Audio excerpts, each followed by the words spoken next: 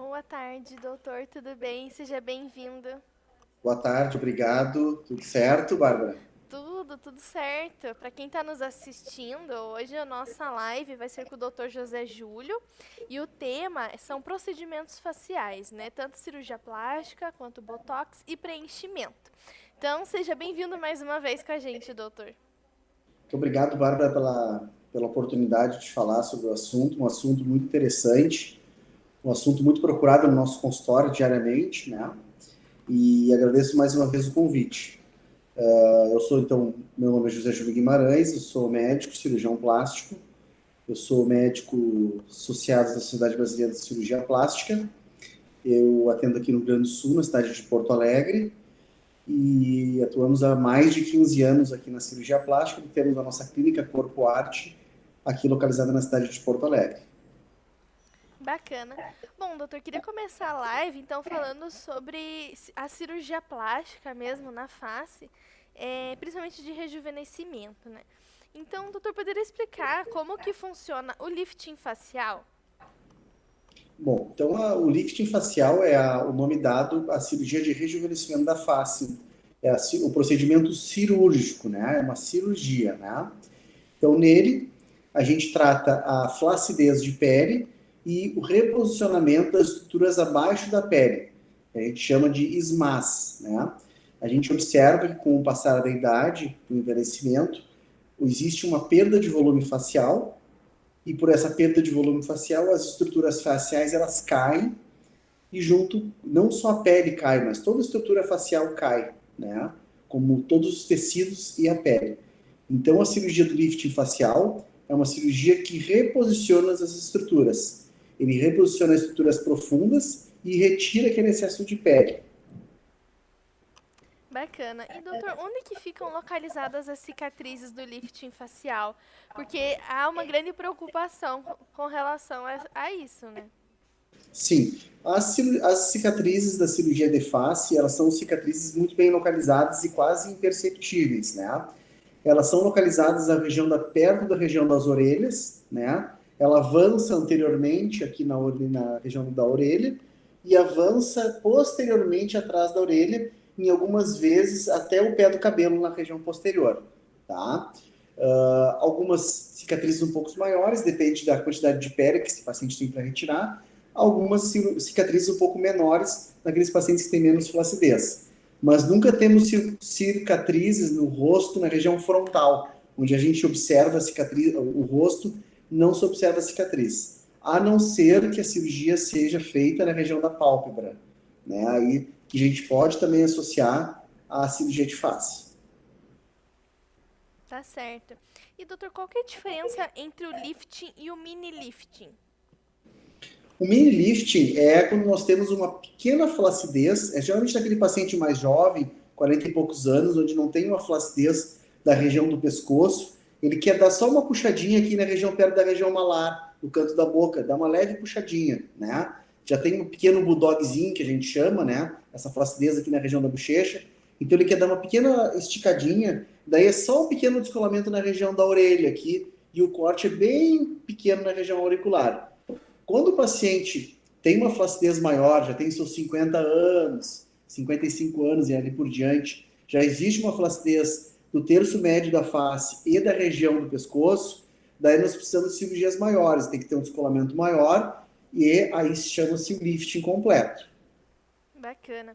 Doutor, a Viviane mandou pra gente assim: Olá, depois dos 40 anos começa a aparecer a flacidez do rosto. Qual o procedimento que o senhor indica? É necessário fazer uma avaliação, né? Muitas vezes, esses pacientes que apresentam 40 anos, a nossa prática diária, a gente opta por procedimentos menos invasivos. Daí tem opção por preenchimentos, né? A gente pode fazer um preenchimento da região do sulco nasogeniano, que é essa região aqui. Muitas vezes a gente faz um preenchimento da região malar, já dá uma levantada, né? Existem bioestimuladores hoje, que são produtos que a gente preenche, né? Que para estimular a produção de colágeno. Então, assim, esses pacientes com 40 anos, geralmente, a primeira opção não é a cirurgia, são procedimentos menos invasivos. Tá certo. A Soraya mandou pra gente assim: fiz a lipo cérvico-facial, mas ainda tenho um pouco de bigode chinês e pálpebras superior caídas. O que pode se fazer ainda para melhorar um pouco mais? O suco nasogeniano, a gente opta pelo preenchimento com suco com ácido hialurônico, né? Então, nós temos duas opções de preenchimento: o suco, do suco nasogeniano, que é o ácido hialurônico, e a segunda opção seria a gordura, né? Muitas vezes a gente associa uma lipoaspiração, a gente usa essa gordura para preencher esses sucos da face. E na região da pálpebra, a indicação é cirurgia. Sempre que existe flacidez da pele da pálpebra ou queda da pálpebra, existe a necessidade da cirurgia. Tá certo. Bom, doutor, voltando na questão do lifting facial, é possível ficar com uma aparência natural? Porque muita gente quer fazer, mas tem medo de ficar com aquela aparência, entre aspas, plastificada. Como que é? As técnicas atuais já dão esse efeito mais natural? Como que é? Sim, a técnica moderna que a gente utiliza da cirurgia da face, a gente não estica a pele, a gente apenas retira o excesso de pele, porque a gente reposiciona os tecidos que estão abaixo da pele. Quando a gente reposiciona esses tecidos que estão abaixo da pele, naturalmente vai sobrar pele, porque os tecidos que estavam, por exemplo, abaixo, subiu com o reposicionamento. Então a pele é só retirada o excesso. Antigamente, a cirurgia da face, há muitos anos atrás, ela era feita à base de esticar o tecido. Era esticada a pele para esticar o rosto. Hoje não é feito mais isso. Hoje a gente trata de dentro para fora. Ah, bacana. E, doutor, a cirurgia do lifting facial deixa a pessoa muito inchada no pós-operatório? E por quanto tempo que é esse processo de inchaço? Não é muito edema, não. Normalmente o edema o edema é bem mediano, assim, não seria uma cirurgia de grandes edemas, né? E o edema geralmente é de 7 a 10 dias, normal, tá? Normalmente a gente vê o paciente com 10 dias já retornando às suas atividades, tá? Praticamente todos os pontos do rosto são retirados com 7 dias. Alguns pontos, às vezes, na região posterior da orelha, onde fica mais escondida, fica algum ponto que a gente dura mais ou menos umas 2 semanas. Mas 90% das vezes, todos os pontos são retirados em torno de 10 dias da cirurgia. E o edema não é muito intenso, não. Bacana. Eu diria que é uma cirurgia de recuperação rápida. Entendi. O doutor comentou de sutura. É utilizado suturas para serem removíveis, então, no caso, né, doutor? Sim, as suturas da pele são todas retiradas, né? A gente utiliza na porção anterior alguns pontos que eles são absorvidos, não são necessários retirada. E na parte posterior a gente usa alguns fios que a gente tira alguns pontinhos em torno de 7 a 10 dias. Mas a grande maior parte das suturas internas são suturas que não são removíveis. Ah, entendi. E doutor, é possível que todas as rugas sejam eliminadas com a cirurgia do lifting facial? Não, a ruga não é um procedimento bem tirado com a cirurgia. O objetivo maior da cirurgia é eliminar a flacidez de pele, né? E reposicionar os tecidos da face para que levantem, né? Eu sempre digo que a face jovem é um triângulo virado para cima e com o envelhecimento vira um triângulo virado para baixo. Então a cirurgia ela reposiciona esse triângulo virado para baixo para um triângulo virado para cima. Então, o envelhecimento é isso aqui. Uhum. O envelhecimento tu dá um up nos tecidos. Ah, A legal. ruga, ela é muito bem tratada com o peeling. Uhum. Porque aí a gente associa outros procedimentos auxiliares junto com a cirurgia, né? Então, eu uso muito o peeling, que é para tratar a pele, né? Essa pele, muitas vezes, existe a flacidez, existe a necessidade de um tratamento dessa pele, né? Daí a gente pode fazer um peeling, a gente pode fazer um CO2 fracionado, né? E as rugas, principalmente da região da testa e da região periauricular, aqui da boca e dos olhos, a gente trata com toxina botulínica, tá? Não existe um tratamento tão bom e tão pouco invasivo que tenha um bom resultado quanto a toxina botulínica. Então, a cirurgia ela não afasta a necessidade de fazer a aplicação da toxina botulínica. Tá? quase nem operamos mais a testa dos pacientes. Antigamente se fazia um corte na testa para esticar a testa. Hoje, a gente trata com a toxina botulínica, nem precisa mais corte. Agora, a desvantagem da toxina botulínica é que tem que ser refeita a cada 6 meses. Mas em termos de resultado e de facilidade de fazer, é incalculável, né? Verdade. A Isabel mandou pra gente assim: boa tarde, tenho 49 anos, pálpebras caídas, bolsas abaixo, né? Porém tenho papada. Será que só lipo resolveria ou vou ter que fazer um lifting facial? Tem que ver o grau dessa papada, se é gordura, se tem flacidez de pele, né? Muitas vezes a pessoa tem uma pele de boa qualidade, com bom colágeno, daí a gente pode associar uma lipoaspiração e ter uma boa retração, e também a gente pode, se essa paciente não quer realmente realizar uma cirurgia, a gente pode fazer uma lipoaspiração e associar depois um tratamento de radiofrequência, que a gente usa o Ultraformer, esse Ultraformer 3, que é uma radiofrequência que é microfocada para a região da face, que é muito bom resultado. Agora, são tratamentos que são onerosos, né? A radiofrequência, para mim, é o melhor tratamento que a gente tem para flacidez, aquela flacidez que não é muito forte, muito intensa, aqueles pacientes que não querem ou não podem realizar uma cirurgia, mas é um tratamento que é um tratamento um pouco caro, tá? Mas é um resultado espetacular. Agora, para responder ela, tem que fazer uma avaliação, né? Na região da pálpebra, provavelmente ela vai ter que fazer uma cirurgia na pálpebra superior, e se ela tem os olhos inchados, a pálpebra na região inferior, tem que fazer um tratamento das bolsas palpebrais, né? Nas pálpebras inferiores, existem dois básicos problemas que os pacientes podem ter. Primeiro, aquelas bolsas que dão um aspecto de olho inchado, que chorou, tem que ser retirado, e muitas vezes tem a marca do sulco lacrimal, aquele marca da pálpebra funda. Aquilo a gente resolve bem com preenchimento com ácido hialurônico. Hoje a gente não opera esse problema. Hoje a gente realiza muito tranquilamente no consultório, com uma rápida reabilitação, o preenchimento com ácido hialurônico. Então tu pode ver que a gente tem muitas ferramentas. Hoje a quantidade de tratamento que a gente tem para a face é muito grande. Cada região da face tem um tratamento específico. Existe um laser específico, existe um ácido hialurônico específico. Por exemplo, assim, ó, existem ácidos para o lábio, ácido hialurônico para preencher o lábio. Existe o ácido hialurônico se tu quer só fazer a borda do lábio, se tu não quer dar volume para o lábio. Existe o ácido hialurônico para o sulco nasogeniano, que é o bigode chinês. Existe o ácido hialurônico para a pálpebra. Existe o ácido hialurônico que é mais denso, que dá mais volume para a região do malar. Então, existem muitos produtos hoje. Sim. Existem os bioestimuladores, que é o Radies, que é um hidroxiapatita, que além de preencher, ele dá uma bioestimulação. Muitos produtos hoje. As ferramentas são muito grandes. Bacana. Doutor, falando sobre o lifting facial, quanto tempo que dura essa cirurgia, né? O tempo cirúrgico, né? No centro cirúrgico. O lifting facial dura em torno de 3 horas. Se a gente for fazer pálpebra associado, mais 1 hora de cirurgia. Então, varia de 3 a 4 horas, normalmente. Bacana.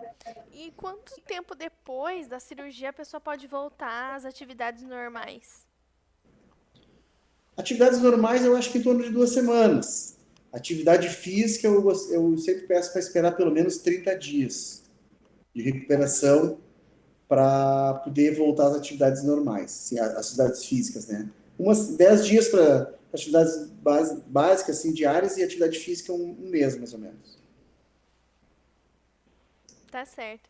Doutor, qual que é a anestesia utilizada para a cirurgia e qual que é a conduta em caso de pacientes fumantes?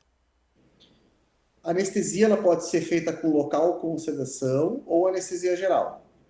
Isso vai depender de cada paciente, da avaliação do anestesista, né, para ver qual o paciente, via aérea, basicamente. Mas tem esses dois tipos de anestesia. Então, a anestesia vai a par da avaliação do anestesista. Pacientes de tabagistas, a gente não opera. Eu tenho o critério clínico de não operar os pacientes tabagistas pelo risco de necrose de pele, né? A gente sabe que os tabagistas, pela nicotina eles têm fechamento dos vasos da pele e a chance de necrose é maior. Então, eu opto por não operar. A gente sempre pede que o paciente, para operar qualquer cirurgia, basicamente são 3 cirurgias que eu não opero o paciente tabagista. A abdominoplastia, a mastopexia, quando tem que cortar a mama para levantar, e a cirurgia de face. Lipoaspiração, prótese, pálpebra, ou com outras cirurgias, tranquilo. Mas essa cirurgia de rosto eu não opero fumante. Tá certo. E doutor, quais são complicações mais comuns que pode acontecer em virtude da cirurgia do lifting facial? A cirurgia mais comum é o hematoma, sangramento.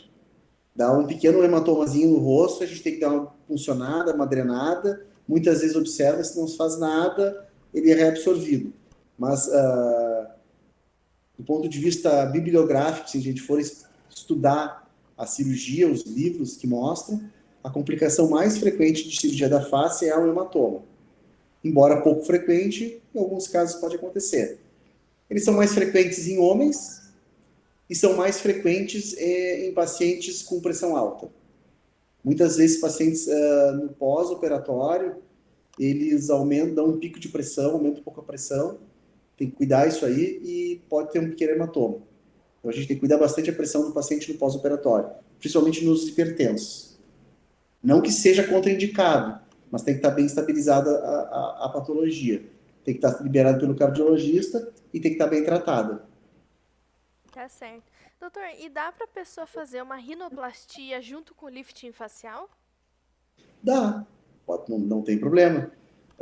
Tudo vai depender do tempo de cirurgia de cada paciente. Assim, por exemplo, pacientes mais idosos, a gente tenta fazer um procedimentos menores, né? Com tempo cirúrgico menor. Pacientes um pouco mais jovens, que têm uma boa saúde, a gente pode fazer procedimentos por mais tempo e associar uma rinoplastia. Não existe problema. Pode ser feito sim. Tá certo. E quais são os principais cuidados no pós-operatório? Basicamente, a gente pede que esse paciente faça repouso por pelo menos uns 10 dias para voltar às atividades, usar protetor solar, não se expor ao sol, dormir com a cabeceira elevada, a gente pede para colocar alguns travesseiros e levantar a cabeceira um pouco para não inchar muito o rosto, né? E evitar atividade física, né? E quando a gente associa a cirurgia da pálpebra, a gente pede para o paciente usar um colírio de lubrificação dos olhos, que às vezes os olhos ficam um pouco mais ressecados nas primeiras semanas, então a gente solicita que esse paciente use nas primeiras semanas um colírio lubrificante. Bacana. E o resultado final da cirurgia, doutor? Em quanto tempo a paciente pode ver mais ou menos o resultado final dessa cirurgia? O resultado final, acho que em 6 meses, né? 2 meses já dá para visualizar uma boa diferença, já se nota a diferença. Mas, a fim de eliminar todos os edemas, finalização de edema em torno de 6 meses. Às vezes a gente associa também, em relação ao cuidado pós-operatório, alguma drenagem linfática. Às vezes o paciente está um pouco inchado, e a drenagem linfática também é um bom tratamento pós-operatório para ajudar no paciente na recuperação. Bacana. Doutor, que tratamentos, né, que procedimentos podem ser feitos para retardar o envelhecimento da face?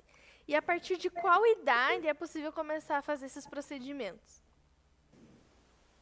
Então, a gente cada vez mais preconiza o uso da toxina botulínica nos pacientes a partir dos 30 anos, principalmente na região da testa e dos olhos, onde começam a surgir as pequenas rugas, principalmente em pacientes com pele clara e olhos claros, onde a fotossensibilidade pelo sol é muito forte, e esses pacientes, quando têm um sol mais forte, se enrugam bastante. E a gente sabe que os pacientes de pele clara, muito frequente aqui no sul, né, onde a gente mora, são pacientes muito claros, assim, então a pele é muito sensível e ela é muito sensível à luz, do sol. Então elas ficam muito manchadas e muito marcadas com rugas, já desde o início. Então a gente cada vez mais preconiza o uso da toxina botulínica para as rugas, a fim de não chegar aos 45 anos, 40 anos com a ruga bem forte na testa, né? Que aí já temos que tratar essa ruga. Então, eu iniciaria assim, dizendo que tratamento médico, eu diria a toxina que a gente começa a usar. Aí, alguns pacientes querem fazer algum aumento do lábio, tem porque no lábio a gente pode fazer um preenchimento labial, uma pequena ruga que tem às vezes ao redor dos olhos, ali na pálpebra, ao redor da boca, a gente pode também preencher com ácido hialurônico. São pequenos procedimentos. Com o passar dos anos, a gente começa a auxiliar procedimentos mais invasivos, como cirurgia, a radiofrequência, né? Do ponto de vista de cuidado não médico, cuidado básico de saúde, eu diria que basicamente ter uma boa alimentação, tomar bastante líquido, não fumar e usar protetor solar, né? Isso aí isso aí tu previne o envelhecimento teu extrínseco, né? Que é a questão do meio ambiente, né? Então, se tu não fumar, tiver uma boa alimentação, uma vida regrada, assim, boa hora de sono, né? E passar protetor, aquele envelhecimento que tu pode evitar pela questão do meio ambiente, tu evita. Agora, tem a questão intrínseca de cada um. Colágeno, biológico, a genética, isso é de cada um de nós, né? Mas se a gente fizer pelo menos a nossa parte, que a gente pode cuidar do dia a dia, já ajuda bastante. Tá certo. A gente recebeu uma outra pergunta aqui, seria, é possível ficar com queloide no caso do lifting facial?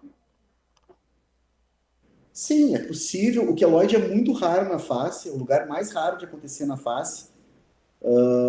Ele é mais frequente em pacientes negros, tá? Que pode ocorrer. Mas geralmente o paciente que vai procurar para fazer uma cirurgia de face são pessoas mais velhas que já fizeram alguma cirurgia, algum corte, né? Então, se esse paciente apresentar o queloide, a gente já sabe, né? É muito difícil o paciente que chegar aos 50 anos, por exemplo, 48, 50 anos para fazer uma cirurgia de face, e esse paciente nunca tenha feito nenhuma cirurgia, não tem nenhuma cicatriz para a gente ver. Porque o queloide é uma doença genética, né, de cicatrização das pessoas, e que ao pequeno corte já cria um grande tumor, né? Então eu já presenciei pacientes de negros que até fazer a barba se cortaram e criaram grandes tumores no rosto pelo queloide. Isso realmente é o queloide. Existe uma patologia que os pacientes eles confundem, que é a cicatrização hipertrófica, que eu digo que é um primo do queloide, mas não é o queloide. A cicatrização hipertrófica também é uma doença, é uma estimulação do colágeno exacerbada, mas não é tão forte quanto o queloide. Ele não extrapola, ele não ultrapassa os limites cirúrgicos. Ele fica, é aquela famosa cicatriz mais grossa. O queloide é um verdadeiro tumor, quase como uma couve-flor, que se cria ao longo de um corte. Isso é bem raro, tá? A gente vê poucas vezes. Na maior parte das vezes, existe uma cicatriz hipertrófica. Mas também esses pacientes, como eu já falei, pela idade, já realizaram algum corte, então a gente já consegue observar se esse paciente tem algum histórico de uma cicatrização. E como eu também já falei, no rosto é muito raro ter esse tipo de patologia. Tá certo. Estou falando sobre os preenchedores, né? Quais substâncias que podem ser utilizadas para fazer preenchimento na face? Basicamente é a hidroxiapatita, que é o Radiesse, é o bioestimulador, o ácido hialurônico, em diferentes densidades, cada um para sua localização na face em específico, e a gordura, né? A gordura que ela é tirada do próprio paciente. O paciente faz uma lipoaspiração e essa gordura é injetada em locais da face para volumizar esse rosto. Então, eu uso basicamente esses três, são substâncias seguras. Ácido hialurônico, hidroxiapatita, que é o Radiesse, e a gordura. Tá certo. E doutor, quando que é utilizado a gordura e quando que é utilizado o ácido hialurônico? Tem locais específicos que dá para utilizar um ou outro? Ou, né, como que é feita essa definição?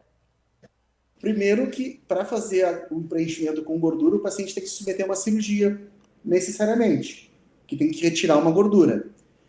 Se esse paciente vai se submeter a uma cirurgia, bom, a gente pode pensar nas duas hipóteses, gordura ou ácido hialurônico. Basicamente, a gente pode usar a gordura em qualquer lugar do rosto. A gente só não usa gordura na pálpebra inferior, que é uma pele muito fina, que eu acho que não dá um bom resultado. Eu prefiro o ácido hialurônico para a pálpebra inferior. Mas tanto para lábio, suco nasogeniano e malar, que são as principais regiões que a gente faz o preenchimento, a gente usa a gordura, desde que esse paciente vai fazer uma cirurgia. Se esse paciente nos procura no consultório, ele quer fazer um procedimento rápido, de rápida recuperação, e não está disposto a fazer uma cirurgia, a gente parte direto para o ácido hialurônico.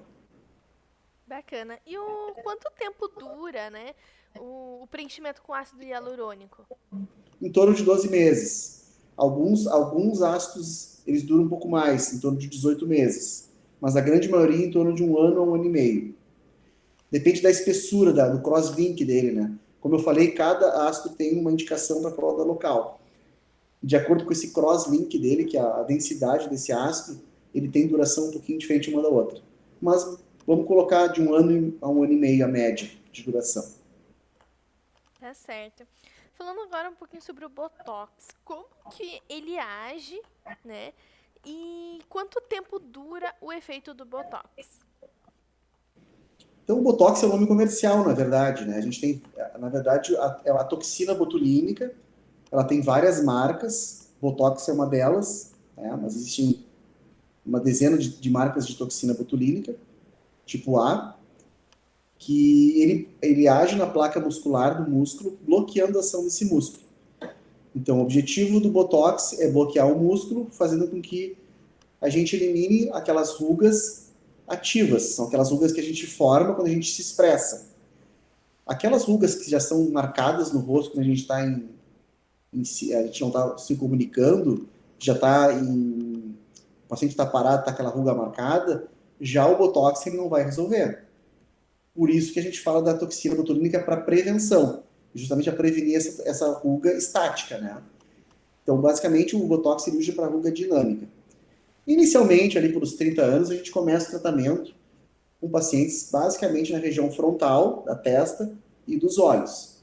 Quando esse paciente já está com uns 40, 50 anos, a gente passa para algumas partes que a gente chama de pontos avançados, onde a gente começa a tratar o terço inferior, região aqui da papada, a gente pode usar no esternocleidomastoide, né? Tem a marca da marca do pescoço, a gente usa um bom resultado. Na bochecha a gente pode usar para levantar, para tirar o peso desse rosto. Então, o que a maior parte das pessoas sabem e é difundido é a utilização da toxina para o terço superior, que é a testa e os olhos.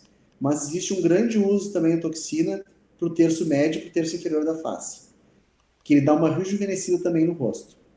Claro que aí a gente precisa de uma quantidade maior, né? E aí encarece também o tratamento. A duração da toxina, ela é de 4 a 6 meses, né?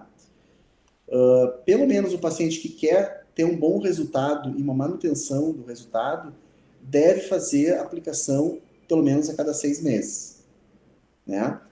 A gente sabe que alguns pacientes, principalmente aqueles pacientes que malham bastante, né?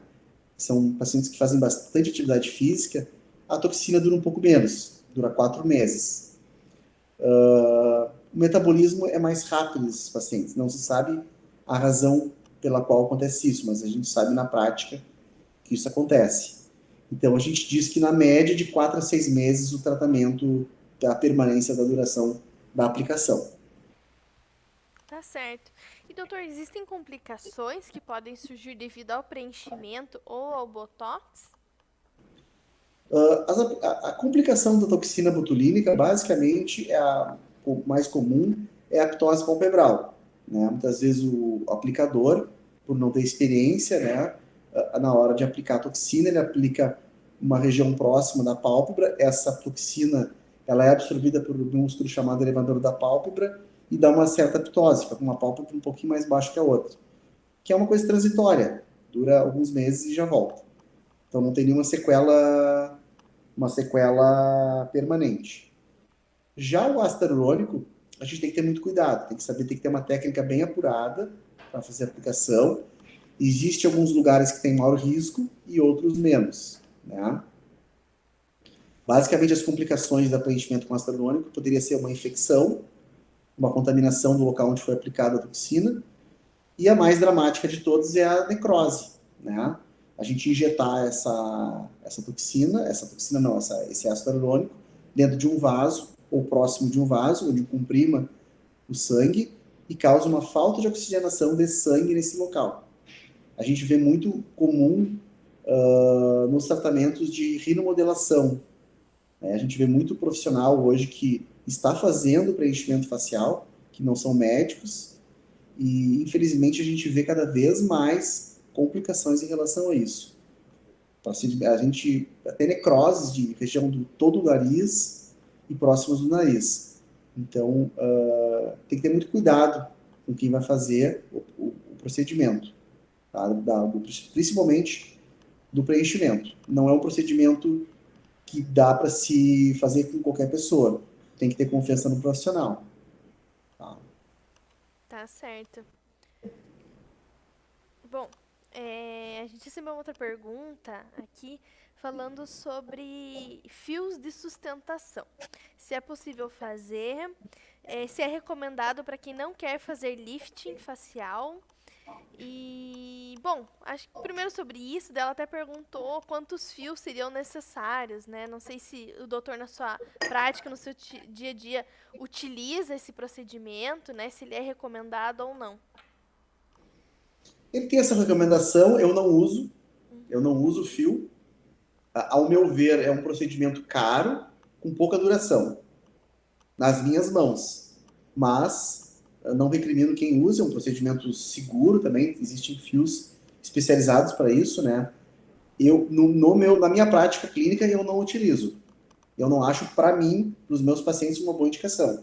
Mas realmente eu sei que usam e não saberia te dizer assim quantos fios. Normalmente, eu sei que é de 3 a 5 fios de cada lado. Então, é um procedimento caro, né? E a duração não é muito grande. Então, assim, eu opto por não fazer o fio. Tá certo. E, doutor, peeling, né? Quando que é recomendado? Os peelings, eles são recomendados para fazer rejuvenescimento facial? Que tipos de peelings existe, né? O doutor poderia explicar um pouquinho sobre isso? O peeling, eu uso muito o peeling como melhora de resultado das minhas cirurgias, né? Uhum. Porque muitas vezes a gente tira a flacidez, melhora a gente recoloca os tecidos no lugar correto e essa pele é uma pele que não está tratada. Então eu digo que tem que tratar a pele também, né? Que é o que a gente enxerga, né? Então o peeling nada mais é que ele vai fazer com que tu perca essa pele, parte da epiderme, né? Que é a parte mais superficial da pele, né? Da camada córnea ali, que é a última camada da pele. Ela vai descamar. Grosseiramente seria como se fosse tivesse se queimado no sol e descama, né? Logicamente que não é a mesma coisa. A gente usa alguns produtos, né? E a gente pode quantificar pelo produto que a gente usa e a forma que a gente usa, se a gente quer fazer um peeling mais leve ou um peeling mais profundo. Então a gente pode usar substâncias no rosto para ir tratando essa pele de acordo com a profundidade que a gente quer. Então, casos mais leves, pessoas mais jovens, a gente opta por peelings mais leves, mais superficiais, e pessoas com necessidade maior de tratar a pele, a gente opta por peelings médios a profundos. Tá Então, certo. existem várias medicações que a gente pode usar para chegar a esse resultado. Entendi. Tá certo. Doutor, a última pergunta seria se existem outros procedimentos minimamente invasivos, além da cirurgia, do preenchimento, né, com ácido hialurônico, do botox, né, que podem ser recomendados para fazer algum tipo de rejuvenescimento facial. Sim, como eu comentei também, a gente trabalha com alguns equipamentos, tá? Que um deles é o CO2 fracionado, que ele é tipo um peeling, ele trabalha essa pele, ele dá uma contratibilidade nessa pele, dá uma melhora de resultado. E também a gente tem o Ultraformer, que é a radiofrequência, né? Onde ela também ela dá uma melhorada na questão da flacidez, né? Então, basicamente, além da cirurgia, dos procedimentos injetáveis, que seria a toxina e os preenchedores, a gente também pode utilizar o laser, né, o CO2 fracionado, ou o ultraforme, que é a radiofrequência. Tá certo. Doutor, finalizamos por aqui as perguntas. Se o doutor quiser complementar com alguma outra coisa que eu não perguntei aqui, fica à vontade. Não, acho que a gente abordou os assuntos mais, eu acho que são mais corriqueiros do consultório, né? Eu queria só agradecer a oportunidade, mais uma vez, por poder explicar, né, aos pacientes sobre os procedimentos da face. Então, a gente tem, basicamente, a gente, como você pode ver, tem muito tratamento, muita coisa que a gente pode fazer, né? Então, depende muito de cada paciente, da avaliação de cada médico, do caso de cada um, né? Mas a quantidade de tratamentos é bastante grande. E eu queria, então, agradecer a oportunidade, dizer que eu estou à disposição. Sempre que necessitar, a gente está à disposição de vocês. Então tá bom, doutor, muito obrigada por participar novamente e dessa vez com um tema sobre face, que eu acho algo muito interessante, que gera dúvidas. E também quero agradecer o pessoal que estava assistindo, e que participou e mandou perguntas. E quem estava nos assistindo e tiver alguma outra dúvida, quiser mandar, pode mandar ali no chat pra gente, aí depois a gente vai postando as respostas. E convido também a participar de uma próxima live, tanto o pessoal que está assistindo quanto o doutor, né? Num próximo tema aí a gente já vai conversando, né? Que eu acho que vai ser super produtivo também. Desejo uma boa noite para todo mundo e até a próxima. Estou à disposição, que precisar, é só entrar em contato que a gente conversa direitinho. Tá bom? Então tá Um bom. grande abraço a todos, uma boa noite. Boa noite. Tchau, tchau. Tchau, tchau.